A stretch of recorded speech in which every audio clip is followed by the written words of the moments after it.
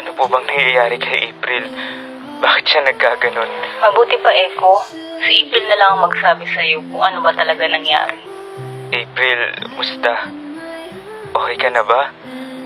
Anong sabi ng doktor? Kasi April, sige na. Sabihin mo na. Panahon na rin para malaman ni Eko ang lahat. Sige, iwan ko muna kayo. Dito lang ako sa labas. April, anong sinasabi ni tita?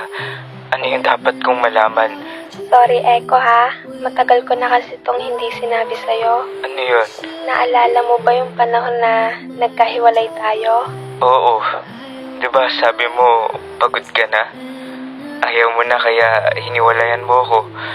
Sobrang sakit para sa akin ng mga panahon na yun, April, kasi hindi kita maintindihan. Ginawa ko naman ang lahat pero nagawa mo pa rin akong iwan. Mahal kita, April eh. Echo, ang totoo kasi kaya nakipaghiwalay ako nung mga panahon na yon.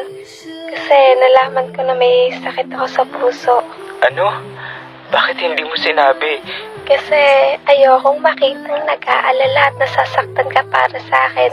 Kaya habang maaga pa, pinutol ko na yung relasyon natin kasi ayokong makita kang malungkot lalo na may taning na yung buhay ko. April naman eh. Ang unfair mo. Sana sinabi mo man lang sa akin. Handa naman ako samahan ka hanggang sa huli. Sabay nating lalabanan yung sakit mo. Sorry, Echo. Inaamin ko, naging mahina at tuwag ako.